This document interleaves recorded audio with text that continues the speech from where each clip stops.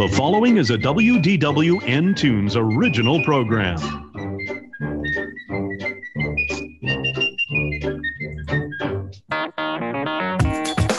WDWNT is proud to bring to you a WDWN Tunes original program. This is Around the Hub. 4 podcasters from around the Disney fan community come here to do battle in the sport of competitive banter. Points are awarded for well-thought-out ideas and donations to Toys for Tots, and points will be deducted at the whim of the host. The panelist with the most points moves on in each round, with the loser being sent plummeting into the pit of despair. Our panel for tonight, WDWNT Toys for Tots Marathon episode of Around the Hub. She has been on the program for most of the night. This is Ashley Jasmer. Hi. He just got done hosting a wonderful game about the Universal Parks. He is Professor Nathan Hartman. Hot diggity dog and greetings from the Sunshine State. Joining this panel is Krista. You're a writer, right? I am. She is a writer for the website. This is Krista Hall. All right, underdog here. And finally, last but certainly not least, he is always on this episode of Around the Hub. This is, why not, Ben Harris. Hey there, folks. That just leaves the conductor of this train headed into the Toys for Tots station, and that would be me. I am your host, Patrick Hackett. Welcome to Season 6, Episode 18 of Around the Hub. We are your source for competitive Disney banter and witty repartee. The game is played by 4 knowledgeable contestants going through 3 rounds of topics all around the Disney company. You've met the panel. You know the rules. Now, let's play Around the Hub.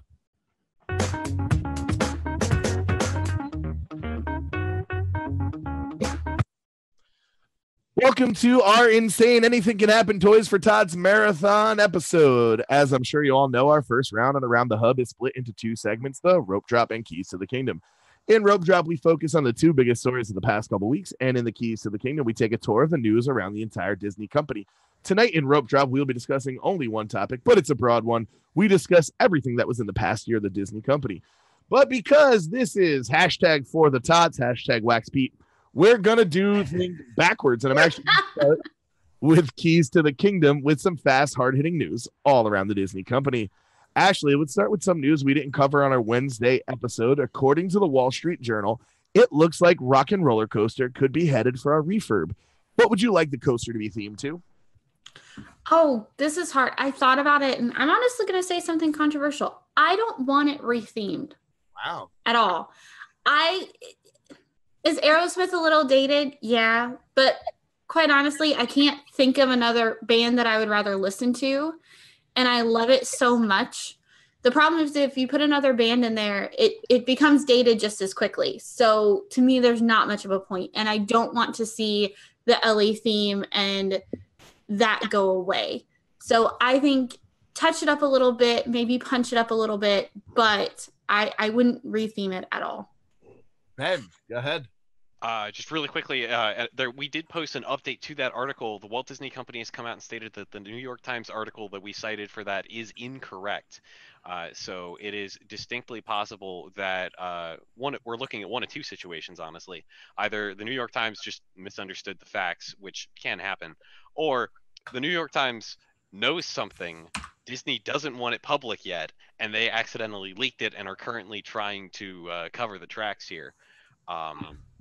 I tend to think it's the former in this case, though, because I don't know why Disney wouldn't be kind of excited to promote that might be happening, especially in something like the New York Times, where people can start hyping that up. That's pretty much it. It's just note that there is some doubt to this, and Disney has flat out contradicted the New York Times on this, so it may not be entirely the case. Interesting. I should pay more attention to WWNT.com for my story updates. But Nathan, we're going to go over to you. What do we think about this Cirque du Soleil casting call? What do you think it means? What could this show be? Well, one of the big things going on in the casting call is for a small girl who is the lead of this Disney show. And I think that's really interesting. I think it says a couple things. One, we could see some sort of narrative here where it is a tourist who is sucked into the animation show. It's a little meta. I don't know if they would go that route. They're usually a little more cerebral. So who knows? But interestingly enough, I'm sorry. Oh, I thought someone said something. I think what it does say, though, is it's not a story about Walt. It's not going to be the Walt Disney story. They're not looking for someone who looks like him or anything of that nature, at least not now. So that'll be interesting. Also, I think that it's great when they do a perspective from a child, and I think this is the right content to do it from a perspective of a child, and I hope that kind of comes across. Lastly, I don't think it's a big deal, but this means that there'll be multiple girls playing that role opposed to an adult or maybe two adults who are in the role. Usually for something like this, if you look at Broadway shows like Billy Elliot and things like that, they have 3 or 4. I think Matilda had 4 different lead girls playing Matilda throughout its run. So that brings variation, which can be good or bad for the audience. But I think in this case, it won't matter too much because Cirque is a pro operation. So I'm excited for what they're up to. Yeah, very exciting, very interesting. Krista completely switching gears. Mm-hmm. Should Stan Lee be a Disney legend?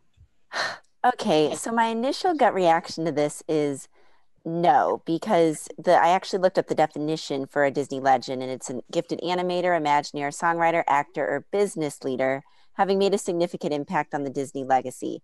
So yes, Stan Lee is, I guess you could say, a business leader. He created something else entirely, but he didn't work intimately with Disney this entire time. He created his own world, and Disney's money bought that world. So I struggle with that. I know there's been controversy about George Lucas as well, and I see George Lucas a little more than Stan Lee. Stan Lee isn't Disney to me, but if you go by the definition, maybe. Maybe works. Ben, go ahead. If George Lucas is a legend, Stan Lee has to be a legend because George Lucas did more to obstruct and destroy his works when it came to integration into the Disney parks than Stan Lee ever did. Stan Lee was a wonderful human being just in general, but also didn't try and shoot down ideas as, who cares? He put the effort in, and he made sure that other people put the effort in. He cared a lot about his properties and made sure that things made sense and what characters would have done. And granted, there was there's the whole Marvel multiverse where multiple universes, anything can happen anywhere. But at least within those universes, they're internally consistent. And I would not put a detriment to Stan Lee's creation at all. I just don't know how it necessarily ties in with a Disney legend. That's entirely fair. I've just I'm only trying to make the point that if we decide to put George Lucas in, Stan Lee has to be included as well. Well, Stan Lee is a Disney legend. He was made one in 2017. I should have been more. Well, there's that. No, I should have been more direct with the question. I did know that. I wanted the more of the should, and that was kind of the question I was looking for. Somebody corrected me there, and I realized that was a bit ambiguous. Ashley, go ahead. I have a counterpoint to Ben using the argument if George Lucas is one, then Stan Lee should be one.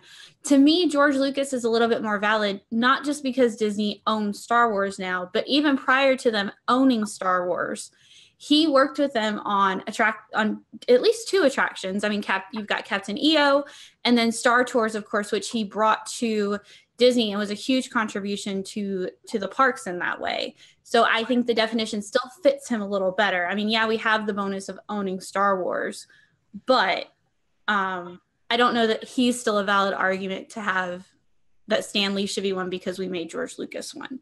Because to my knowledge, Stan Lee hasn't, to Chris's point, he didn't really work a whole lot with Disney. Right. That was my essential point, is that he doesn't tie into Disney. He's a legend in his own right, but not a Disney legend. Exactly. All right, Ben, let's go over to you for what has you excited about the new nighttime spectacular over at Epcot? Oh my gosh. So there are two of these that have been announced. One that's going to be kind of a short-term stopgap, and then one that they're saying is the permanent one. I am way more excited for the temporary stopgap one, Really? which is going to be themed towards, if I remember correctly, at least, essentially the history of Epcot. Um, that I think is going to be really, really cool. Getting stuff like old Horizons music, I'm sure is going to be in the show at some point. The history of like how Epcot got started, how it started as Walt's dream and progressed forward. It was being originally a city of tomorrow and then becoming a showcase of the future and of the world. I think that that's going to be an incredibly moving story that is going to be on par with World of Color for uh, one of the best nighttime spectaculars in the parks. As for the permanent offering, that's going to be more themed towards how Disney music and animation has touched people all over the world. And I don't mean like John Lasseter. Oof. I Oof. it's sorry. uh, I think that that's going to be a good show. I don't think it's that there's anything bad about it, but it doesn't excite me the way that like talking about the Disney parks history in a nighttime spectacular does. Krista, we're going to swing it over to you for another park getting a nighttime spectacular. How about the Hollywood Studios Wonderful World of Animation show at DHS? You getting pumped? I am pumped. Yeah. I, like everybody else, mourned the Great Movie Ride going away, but I also realized that it needed either a little bit of a renovation or it needed to be something else. And so I was just nervous about the direction of Hollywood Studios. I mean, I think we all still are, but I like that they're bringing back a little bit more of the whole movies aspect, animation, the history. I've didn't want that to go away when the Great Movie Ride closed. And I've really enjoyed both Star Wars projection on the Chinese theater and the Christmas show, all of that. And I'm excited for it. I think it'll be an interesting move. Yeah, I actually really agree with you there. Well said. Nice points. Woo! Swing it over to Ben. Hot swing. Spider-Man concept art has been released at Disneyland Paris. Anything that's sticking out to you? The fact that there's a Spider-Man character in that art, that if I remember correctly, is kind of like swinging over top the building there. That that to me just reminds me very strongly of the Stuntronics announcement that we had a while back, where Disney made animatronics that could leap through the air, do aerial maneuvers, and I think they were still working on the landings a bit. They had it falling into a net in their demo videos. But the concept of having these jumping, flying animatronics going around the land, like that just sounds absolutely amazing to me. Like, can you imagine like having like Spider-Man is about to have a scheduled meet and greet, and you can see him like swing jump from one building to another, land behind a shed, and then walk out and greet you folks. Like that just sounds amazing to me, and I really hope that they get that from the concept art into the land. I thought you were talking about watch him crash into a net and then have to meet him right after on the meet and greet and explain that to children. But your idea is better. No, we just cover that up. He lands behind a shed back there and walks around. It's Yeah. You do the Tobey Maguire. My back. Ashley, speaking of Disneyland Paris, they changed the date of Mickey's 90th birthday celebration with little to no notice. How does management continue to get it so wrong there? I think the easiest and most obvious answer is they lack good communication skills with their people. One department isn't talking to the other, and so you've got the people making the plans for the actual days of the events, and then you have the press releases going out and nobody's fact checking against each other. So I would say it is a failure on the management's part. It's weak management out there. They need somebody who's organized and can get it together. Nope. Not together is a very good point about that park. Nathan, go ahead. Yeah, no, the thing with Disneyland Paris, one of the things that we don't talk about enough is culturally the working laws of Disneyland Paris are far different than in the American parks. And because of that, expectations are different. People are not concerned about losing their job. And then I'm not saying people should feel concerned, but there's just this level of like dedication to the concept of the park and the concept of Disney World that I'm not saying. I know there's a lot of people who actually are very big Disneyland Paris people. I'm not saying that's not a part of it, but I will say the culture of work in France is different, and so the expectations of the sharpness has been lacking because certain people are in jobs they probably shouldn't be in, and can't necessarily get booted because the labor laws hold them in place because there's not enough actual reasoning for it. I'm not a lawyer by any stretch of the imagination, but I think there is an aspect of that and an aspect of that working culture that comes into play here when we discuss issues of this sort. That is so smart. I don't know how you got on around the hub, but I appreciate it. By the way, if you're listening or watching, toys.wwnt.com, please go and make a donation. If you want to affect the game, you can give people points. You can take points away. You give enough, I'll let you advance whoever you want to the final. I'm not telling you what amount. Just guess and see if you think it's Nathan, this is a very happy topic for me. Downtown Disney is getting a brewery in Disneyland. Right. WDW follows suit. Of course. Absolutely. But there's a caveat. It has to be a local Orlando brewery that comes in place. Creating something whole cloth is unnecessary. Breweries are supposed to be cultural places. They can be people's, what we call, I mentioned on this stream hours ago, what we call third places. People have third places. And in that way, bars, malls, Disney World for some of us are our third places. Work, home, third place. Breweries are that for some people. I think of I have wonderful experience going to breweries and when I lived in different areas. And because of that, it can be a touchstone. Now, it can succeed no matter what because it's in Disney Springs. So why not give it to a company that's local, that can bring a flair to it? We see that it works because of the Four Rivers BBQ food truck. These sort of connections with larger Orlando mom and pops is great, and it should be continued. It's a way for Disney to reach out and go, hey, we understand there's a culture beyond our gates, and we want people who are only going to stay in our gates to celebrate that culture. Man, he's so smart, guys. Ben, is there anything good to come from the automated? Oh, no, you had a follow-up point. Ben, follow up.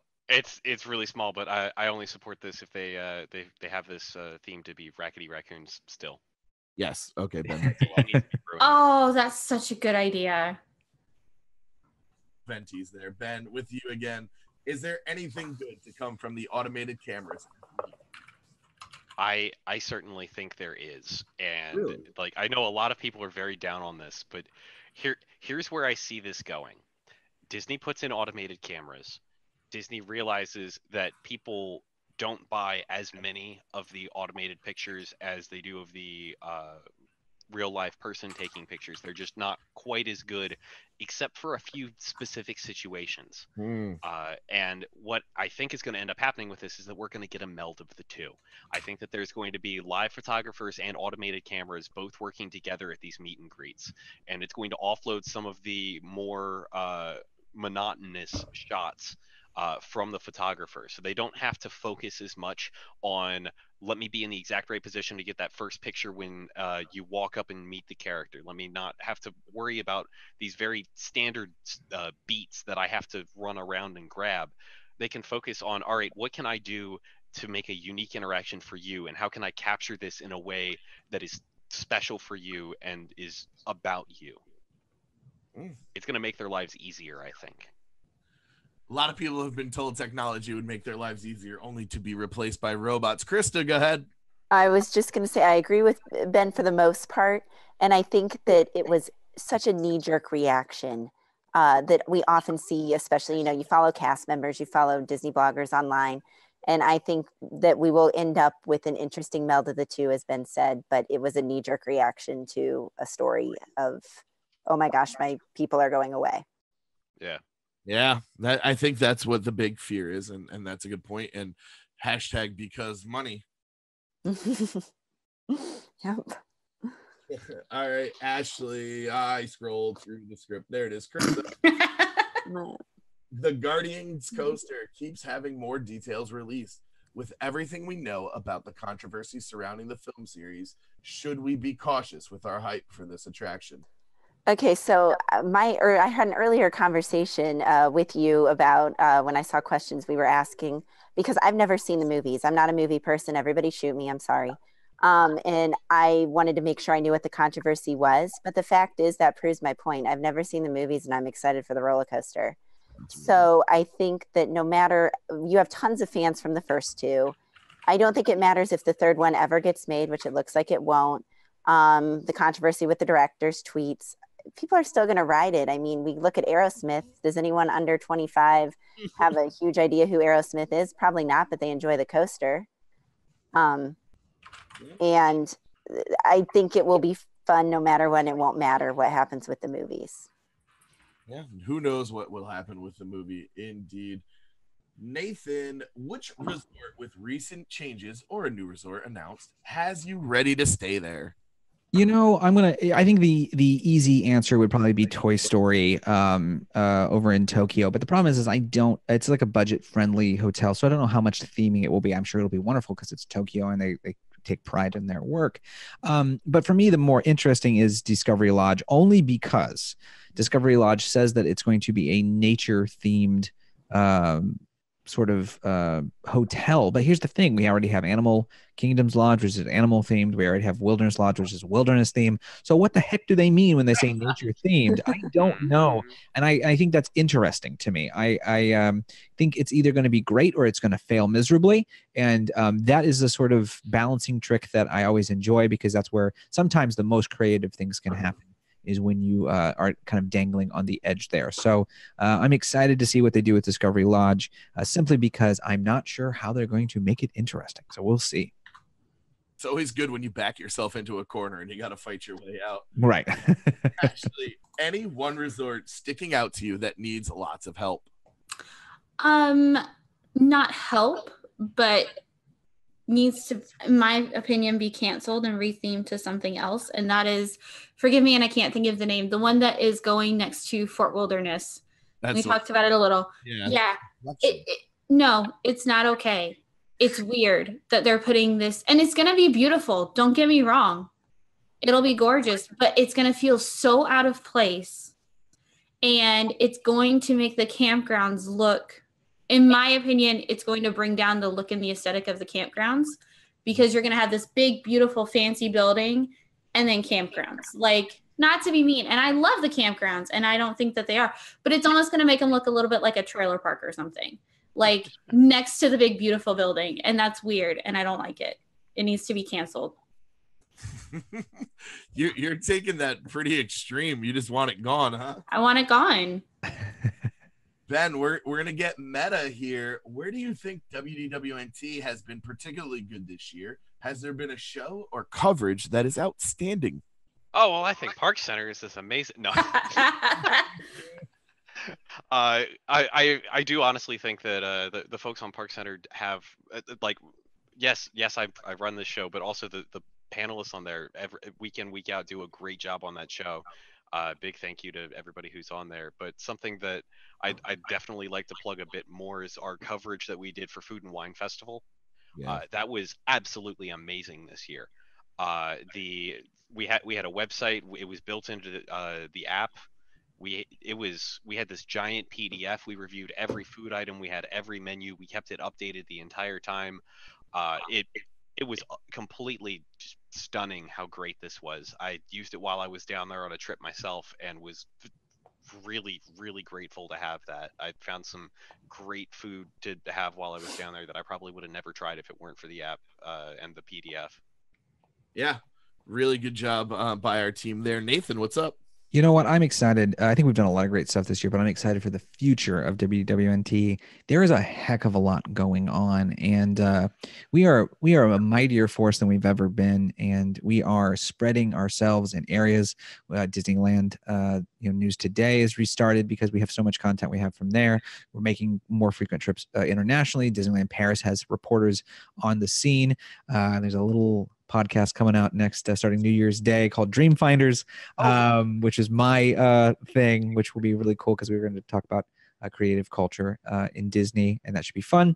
But overall, we're doing more video work. We're doing more stuff. I love seeing, a lot of sort of fan cultures are a bunch of, dudes hanging out, and primarily it's not a lot of diversity. And I feel like we have got more, ladies hanging out around here than we've had in the past. And I think that's very important. And it takes a village to raise an idiot. And beyond that, it's good to have diversity in numbers. We should be as diverse in our thought on what we do here, and not be all necessarily in the same Mickey Mouse Club with every single point. So it's great to see what we're up to and what we'll continue to do. Very nice. Well said. Ashley, you have the opposite issue. Where can WDWNT improve? What old things could use another chance? Or are we practically perfect in every way? I feel like I'm being set up for something. Yeah, the question. That chorus, I don't know. It's not so much a negative, and I get why it's had to go away for a while. Some behind the scenes reasons, but I do miss doing Drawn from the Vault. I hope it does return once things get settled down for Ron and his family a little bit more, because it was a great series, and he did a wonderful job with it, and I would just want to see it come back, and I hope that it does. Well, if you haven't checked it out, it's on our YouTube. It takes a lot of work and a lot It does. But it's really some of the best information we have out there, and it's all film based. So go check that out. Nicely said. It's a glorious 3-hour finale.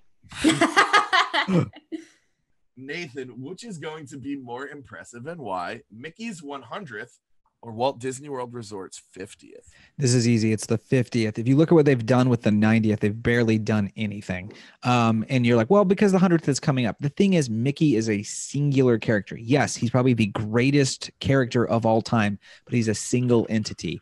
The parks are 4 different diverse areas with fans that only like exclusively one park. Some people, there are the amount of merch. I'm going to get cynical. Okay. The amount of merch they can sell based on, celebrating the theme parks is vast compared to what they can sell with a single character. Your grandma might not want to buy a Mickey thing, but she might like an Epcot thing or an Animal Kingdom thing, right? The broader the topic, the more options they are to mess with, whereas Mickey is very kind of exclusive.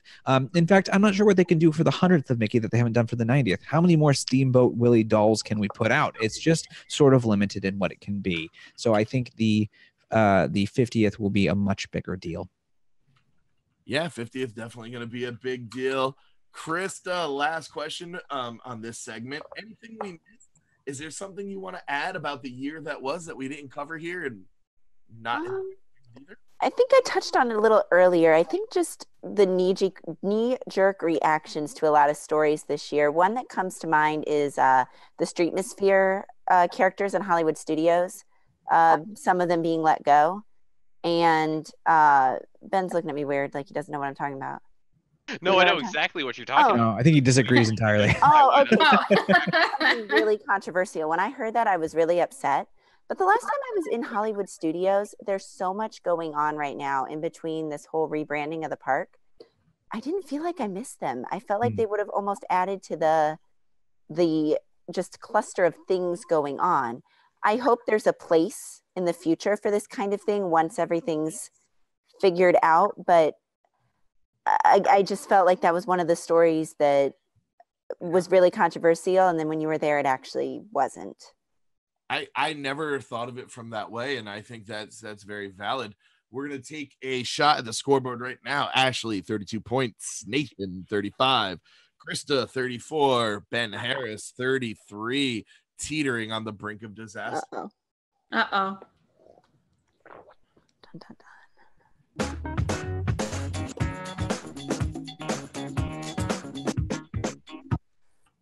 In the second segment of our first round, we're going to tackle the biggest stories of the year with our panelists in the rope drop.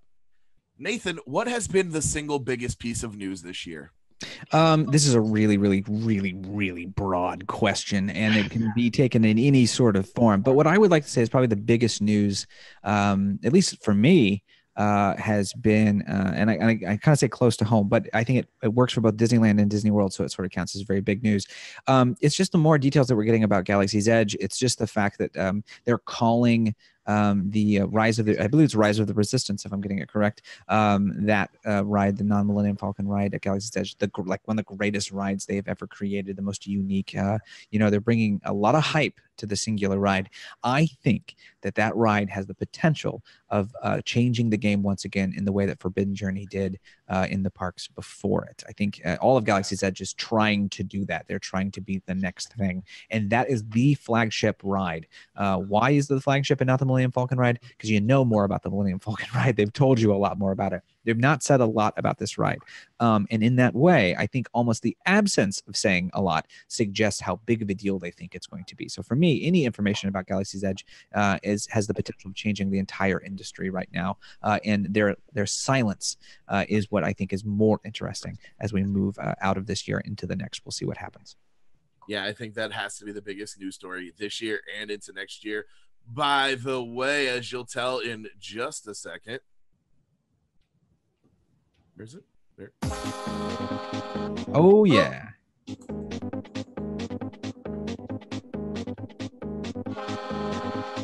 I like the beginning so much better than the We had a $10 donation from Moogle, who is joining us on the YouTube channel. Moogle, if there's anything you want to add, say, give points, take points away, just let me know, and we will do that for you. We're going to move on to our next question. What's the most disappointing thing to happen, Krista? For me, the consistent breaking news about the monorails falling apart. In our article, we had a fantastic article on, I don't know who wrote it, I forget now, but about how the company that probably would be making the monorail has to report on any significant orders, which would be typically over $100 million, which we'd assume the monorail would cost. And they have not reported that for this year. So basically we think that it's not happening or it's not on order yet. And to me, that's what makes Magic Kingdom so special. You either get on a boat or you get on this awesome monorail and you go over to this different world. And I have to get on this rickety monorail that smells, the doors don't shut. The last time I was there, we had 2 different instances where the doors wouldn't shut. And I just think, let me drive my car and park over there if this is what it's going to be like. We know you have the money, Disney. I'm sorry, I'm being cruel. I love Disney. I'm being cruel right now, but come on. I was very disappointed. Very. Krista, what's really cruel is what just happened to you. What just happened to me? We have a $10 donation that says Krista loses points for not having a knee-jerk reaction to every story. I'm the logical one here. Come on. Oh, no. Krista just gave 2 points to the Tots. Ben, food has been a big story this year. Is there anything in particular that struck you? The 12 days of hot dogs. What are you doing? Oh boy. We could have the 12 days of cookies, 12 days. Yeah. Of You don't want 12 days of There's so cookies. I many tried that. You don't want Like, cookies. I know that, but I mean, there have been so many cupcakes throughout this year. Like it's the new thing to do is put out a cupcake so bloggers can take a picture of it and throw it out. But why did we make hot dogs? And one of them is a long dog. It's a very long boy. Why? We don't need. This is our new favorite character. Is the hot dog boy. He's a very long boy. Long boy. Oh man, yeah. I don't know what they're thinking with that. I don't know how they have so many hot dog flavors. It's the same hot dog, people. It's just toppings. It's the 12 toppings of Christmas. It's or whatever it is. It's not. Get a hot dog. Walk over to Pecos Bills and go to the Fixins bar. You did it. Hey, that's a great idea, by the way. That is actually not a, yeah. That's a long walk. Your hot dog's gonna get cold. Hey, thank you. I've just created a YouTube video vlog that we hadn't ever thought of. Oh my gosh. We'll do it at Wreck the Halls. It'll be awesome. There we go.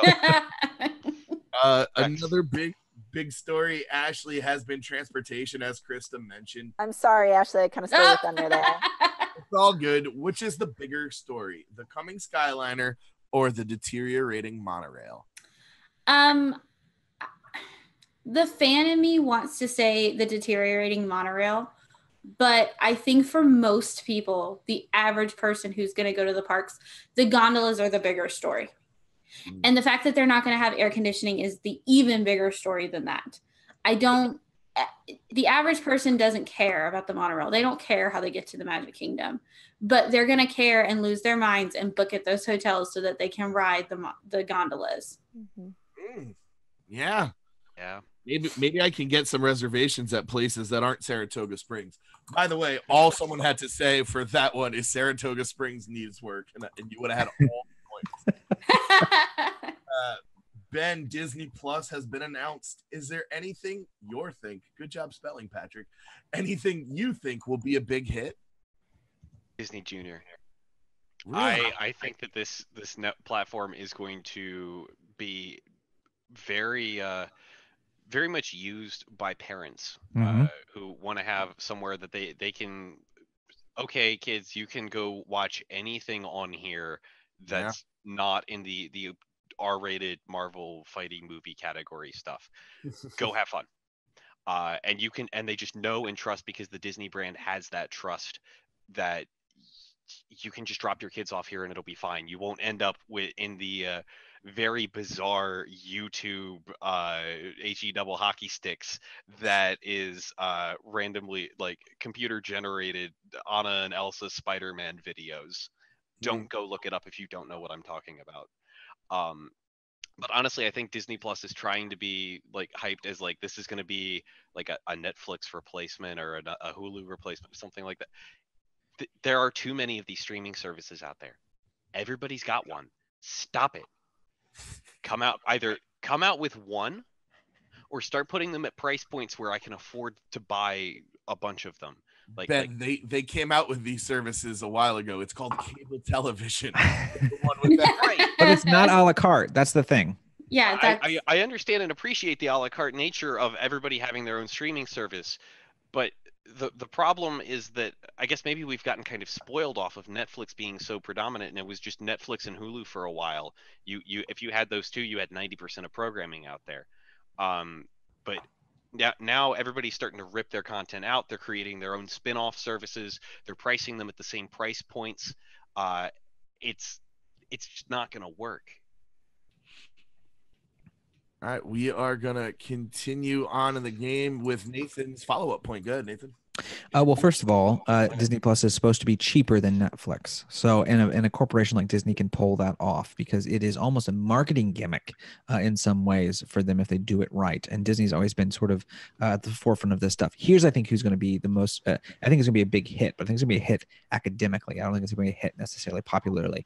This is a place that they can finally take all of the Walt Disney archives that they used to put on those silver cases and say, here you go. Here is everything. Here is every single TV special we've ever done. Here's all of this stuff. And here's all of the stuff that Leonard Maltin has commented on over the years, because all of that stuff comes with commentary and bonus material and ways to think about it. And I think our love for Disney also has an academic sense. We enjoy the history. We enjoy that stuff. We know that they're trying to do things like an Imagineering TV show, a documentary series. They're doing an Ink and Paint series. In that way, I think the biggest hit will be the education of us from Disney. Now, on that note, of course, it's coming from Disney. It's sort of like telling, it's like kings, putting out their own history on cathedrals. In that way, it's going to be sanitized, but it is at least all the content that has been created and all the commentary that has also been put together throughout the ages. Hopefully, they'll put all of that out so we can enjoy not just new stuff, but even the ancient stuff we've all forgot. Let's get Zorro on that streaming service. My mom would be so happy with Zorro. She loved Zorro. She used to sing it all the time. Ben, make it very, very quick. Very quick. Nathan, you said that Disney Plus is going to be cheaper than Netflix? It was at some point, yes. I don't know if that's continued. Based on the little bit of research I've done, Netflix basic plan is $8 a month, and Disney Plus is going to be in that same ballpark, maybe plus or minus $1.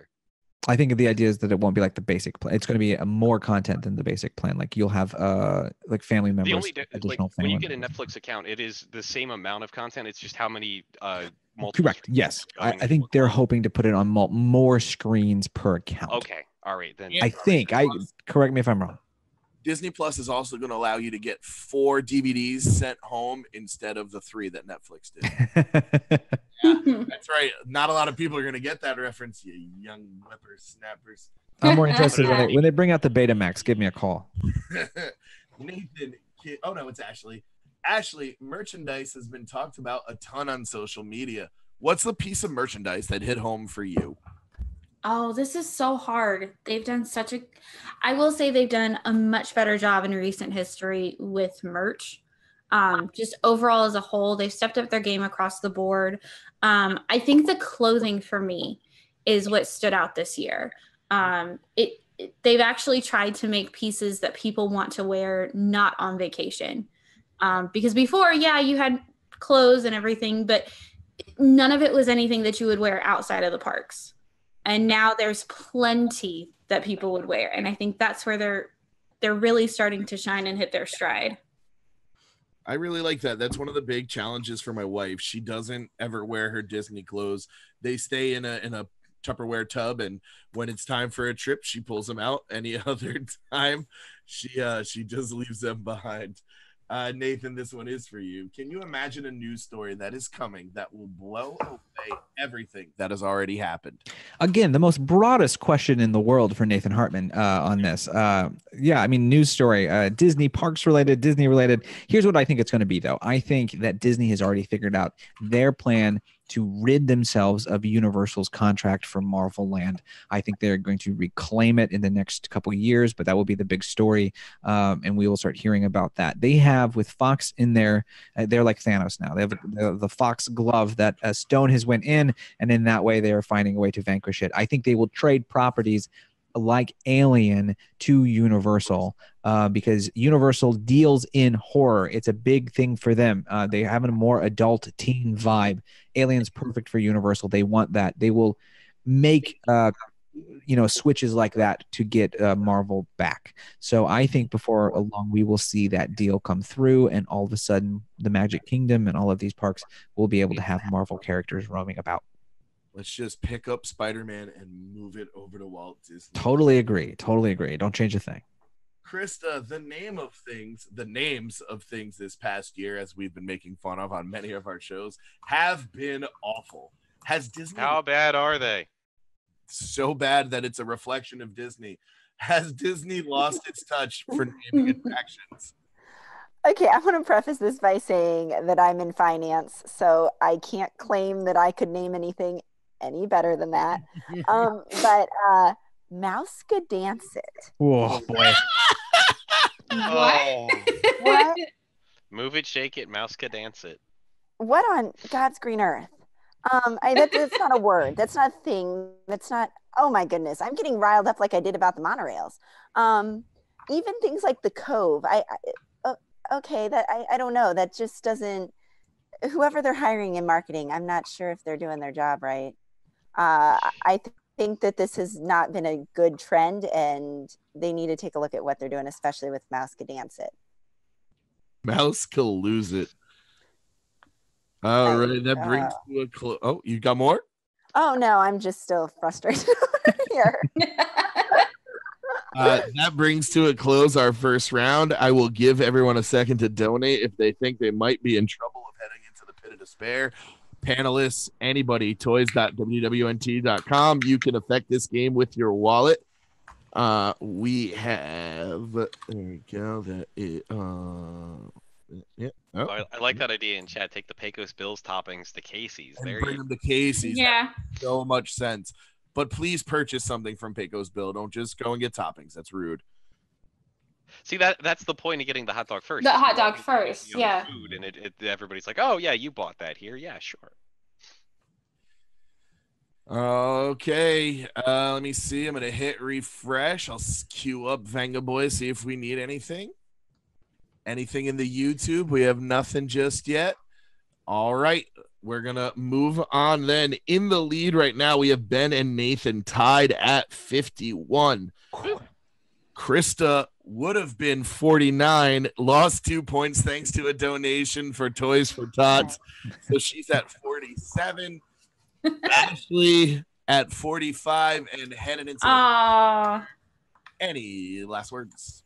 No, it's just fun as always. Good luck to everybody. And don't forget to donate, please. Whoever kicked me out, I'm still here.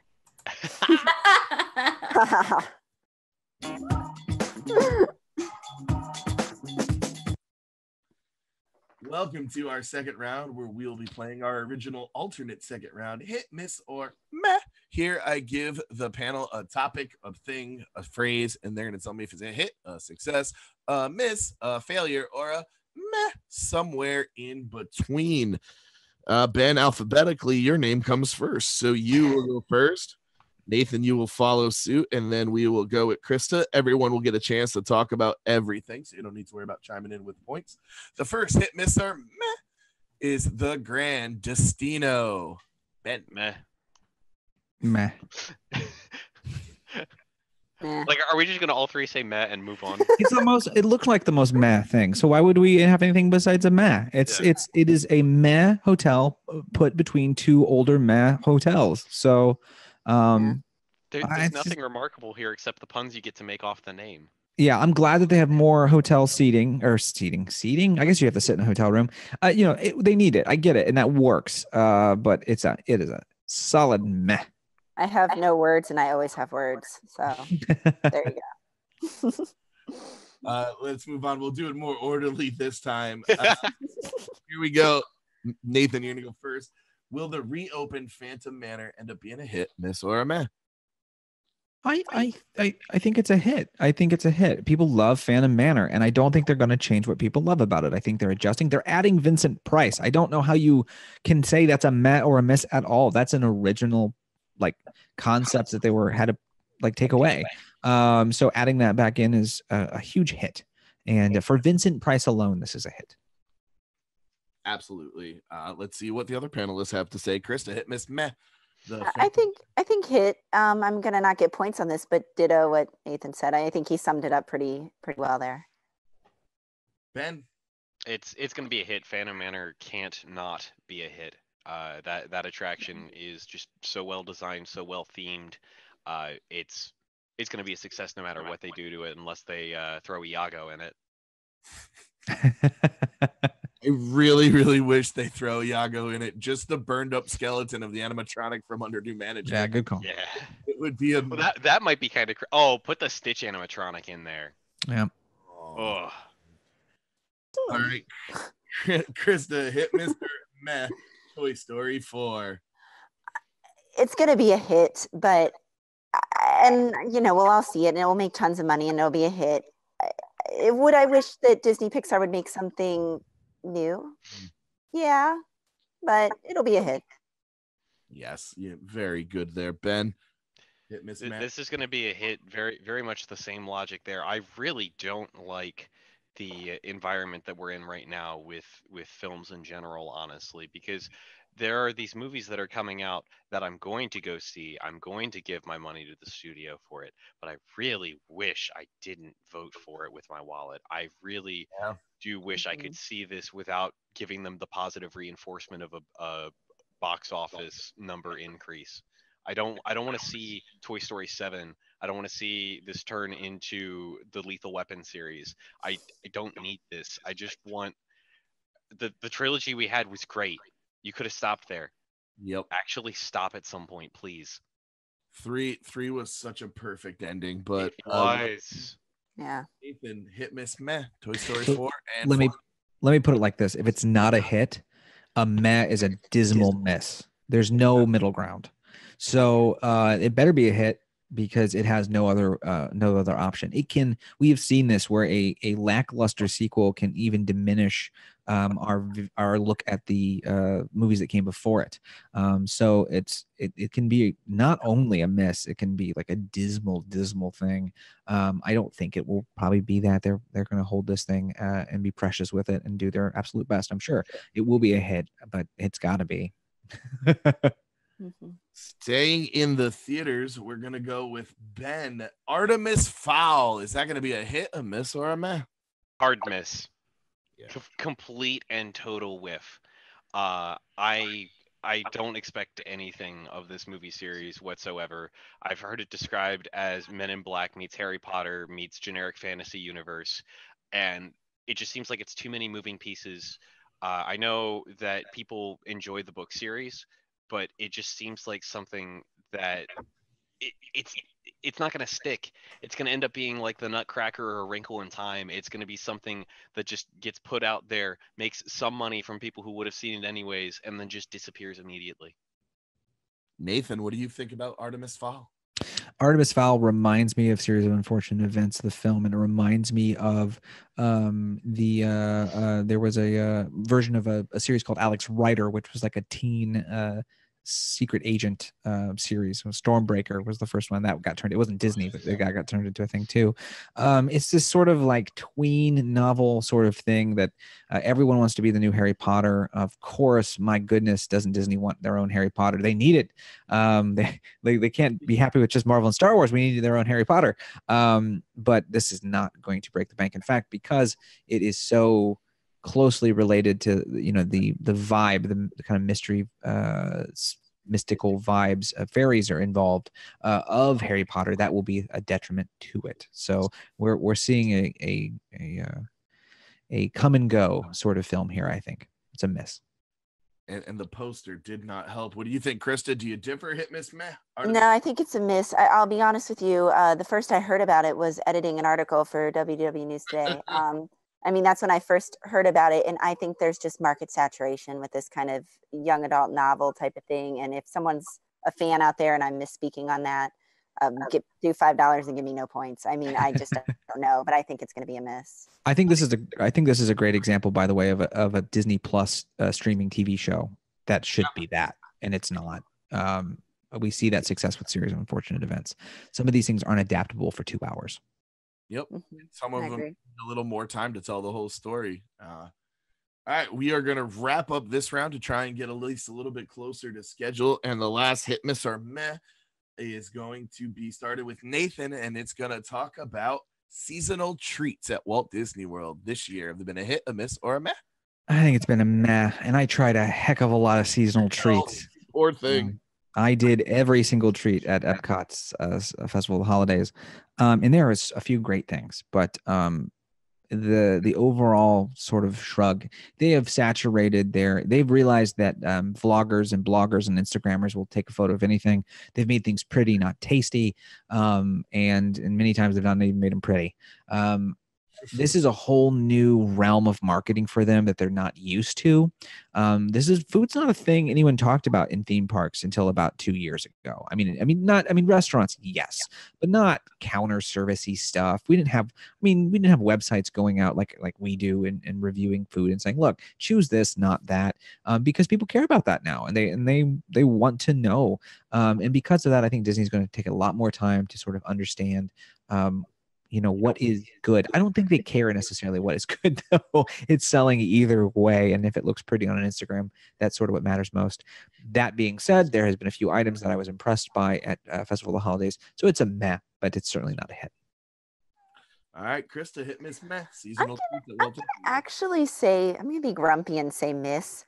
I just get frustrated. I swear I'm actually a nice person. I'm not frustrated all the time, but because I feel like when people come there for the first time, there's so much actually good food, especially at Epcot and things like that you can go out and try and eat and spend your money on. And people just get sucked in because of Instagram, all that stuff, into these holiday treats. And they're okay and they're not that delicious. And there's better things you could spend your $6, $7, $8 on even. Doing it for the gram. Ben, last year's points unless some donations come in. Seasonal treats at Walt Disney World, hit, miss, or meh? It's a miss. It really is. Like Disney is shooting for a target that is not pleasing the customer, and that is a bad target to be aiming for. They're shooting for Instagram, for publicity, for advertising. They're trying to get people to market for them by creating stuff that people want to take pictures of and share with their friends. They're not creating stuff that tastes good That's the main problem here. The cookie trail, Nathan said that earlier, is a complete and utter farce. That I don't recall any of the new dessert offerings or anything like that being reviewed on our site at any point in time this year as this is a great thing. This is the best thing Disney's made in so long. I think Dole Whips beat everything they've put out this year, and that's granted the Dole Whip is a high bar, but the fact that you can get pineapple soft serve that works better than these craft designer limited time treats, just absurd to me. Mm-hmm. Oh, all right. That brings to a close our round. I'm going to give everybody a little bit of time to donate. Donate to Toys for Tots. You can change the course of the game. There is only 4 points separating, so a few dollars can certainly make a difference in this game to see who moves on. Everybody is in danger and jeopardy of falling into the pit of despair, but you know who is not in jeopardy is those people who are tots, because they need the toys and you give them the money. Give them money for the toys for the tots. And then I play the music and everyone's really happy. All right. Anybody want to, all the panel are going to risk. Okay, here we go. In first place is Nathan with 72 points. Krista has 69 points. Ben, Nice. do you have more points or less points than Krista? I literally said ditto at one point, so probably. I'm going to bet that I have exactly 1 point more because that 2 point decrease would just be brutal. You actually have 2 points more than her. Oh gosh, all right, it would have been tied. 71 for Ben. Those donations can really make a difference. Yeah. Nathan into the final round with a 2-point lead. Oh, Krista, you're headed into the pit of despair. Any last words? Last words. I'm actually really glad I'm out because this question you're going to ask, not a clue. I had no ideas, so it's good I'm out. Let them duke it out. This is what happens at 1:30 in the morning. All right, it was fun, guys. Thanks. Here we go.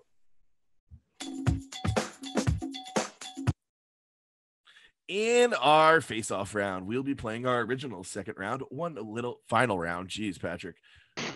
Our original final round, one little spark. In this round, we ask our panelists to use their imagination to give us a new attraction with some parameters given to them by the host. We have holiday wishes, but no wishes. So, finalists, I need a Christmas fireworks show framed around Happily Ever After. I don't need to know what fireworks are going to be at what time, but I need some information, some details on this show. Whatever you got, whatever you think is going to get you the victory. Nathan, you have a 1-point lead. You are going to go first.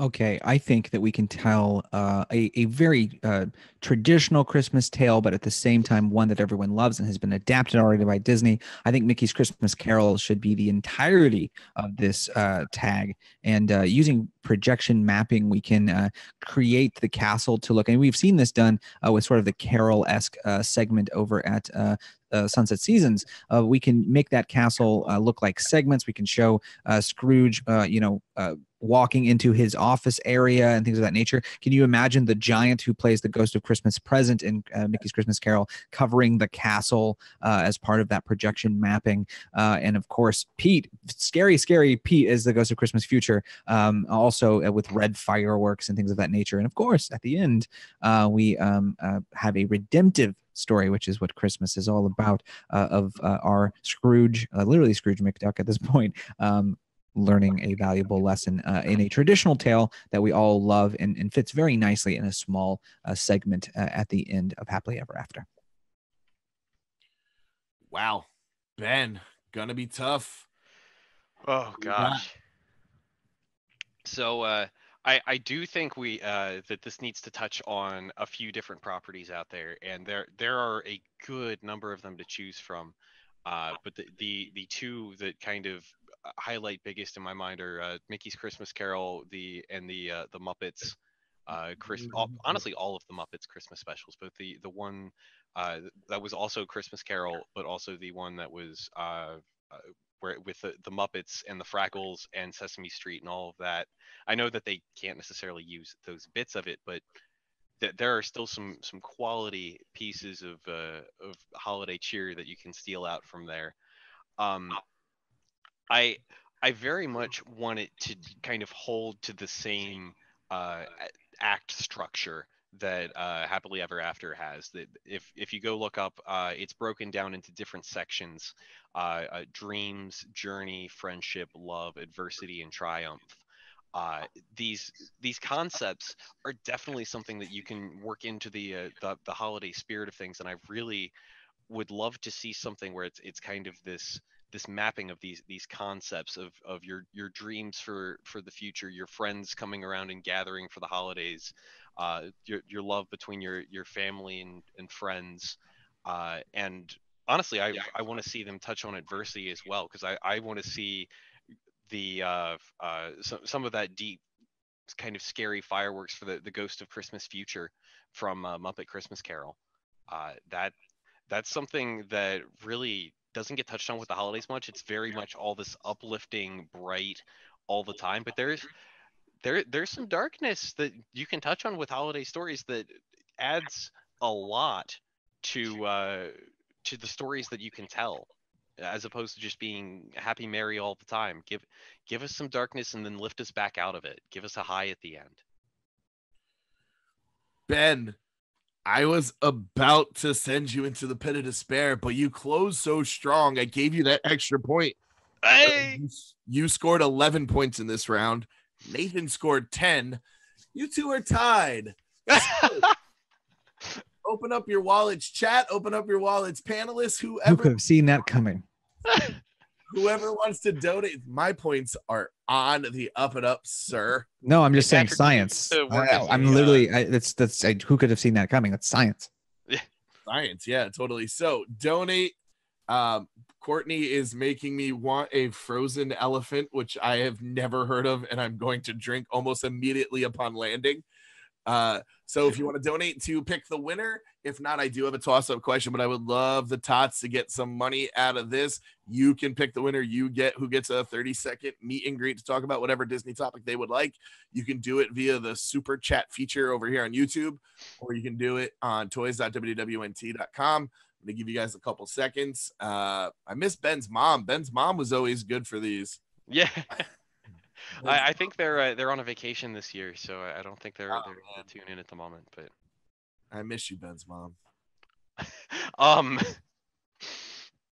Ben, we have something to talk about at Rexel Halls. I'm not going to talk about it for everybody. All right, so I don't see any donations. I feel like everybody's caught up to us with the delays. Here we go. I'm going to give you. It is a Christmas-related tiebreaker. I need some new Christmas merchandise to purchase during Rex the Halls. What do you got? Ben, you go first this time. Oh gosh. So is this Rex the Halls specific merchandise, or just? It could be. I just need something to buy. I got cash burning a hole in my wallet. New Christmas merch. Go. WDWNT, the Christmas sweater. Yes, that sounds amazing. It's got all of our characters on it trying to decorate a Christmas tree. Whiny is tired of yeah, he's lying down underneath the tree. What do you got, Nathan? I give you the hashtag Wax Pete nativity scene. In the middle, we have a Pete Carney laid out, preparing for his waxing, thanks to Toys for Tots donations. And around him, a Corliss and a Diffendall, and a shepherd, just because we like shepherds. And that all is taking place, of course, in a mini contemporary. I think it would be a beautiful scene, one that the families could stand around and hold hands and sing carols. Nathan, with the bonus point, 83 points gives you the victory. Hashtag Harris, you are headed into the pit of despair. Any last words? I just want to say thank you as always for doing this, and we always have a great time on this. Thank you for putting this all together. Oh, he's gone. Man, I am so bad with this board. If only you had kept Ben, he might have been able to be helpful. Darn it. Nathan Hartman, you are our victor. You get 30 uninterrupted seconds of a meet and greet to talk about whatever Disney topic you would like. When you hear the clock, you have 10 seconds left. Are you ready? I'm ready. All right, go ahead. Something we didn't get a chance to talk about during this time, and it was on the list, but we didn't make it, was talking about Wreck-It Ralph. Ralph Breaks the Internet, I should say. A movie that many people have loved, though I personally hated more and more the moment I left the theater. My reasoning for this is because slowly I realized the plot lacked a pure antagonist, and because there was no actual antagonist, it was hard to really grip onto the story. Not to mention, if you think about it, Vanellope von Sweets is probably one of the most selfish princesses of all of Disney. She really wants to be a racer. She's very excited about being a racer, but oh, shucks, no one will let her be it. And then the second one, she's like, nah, it's not good enough for me. I need to be like the biggest, baddest racer of all time. So she's selfish. And then, of course, the corporate fetishization that is going on in this film is so high and so thick, I felt like I had to take a shower when it was all said and done. If you end a movie with a tag that is supposed to be marketed this bunny and this what is the other thing? Kitty. And then it's not even in the movie. You're crazy and you've made poor editing choices. So what you have is a movie that hopefully will look on with nostalgia the way we look at the first one in arcade games, because this movie is not going to date well at all. So as though we might like it now, Ralph Breaks the Internet will be forgotten in history. Wow. Your 30 seconds was up, but that was legitimate. So I let you keep going. Thank you all for, as always, tuning into WWN Tunes, WWNT. You can download us on iTunes or wherever you get your podcasts. Please rate, review, leave us a message. I'm going to work before Rex the Halls to getting all the episodes out that I have in the backlog. I also just realized I forgot to push record, so hopefully this is stored somewhere. We are on every other Wednesday following Park Center. We're probably going to take the month of December off since I am down in Disney World and then it's Christmas. So that means, Nathan, you are our victor. Thank you. Give us that final hub. All you got to do is say hub. Hub.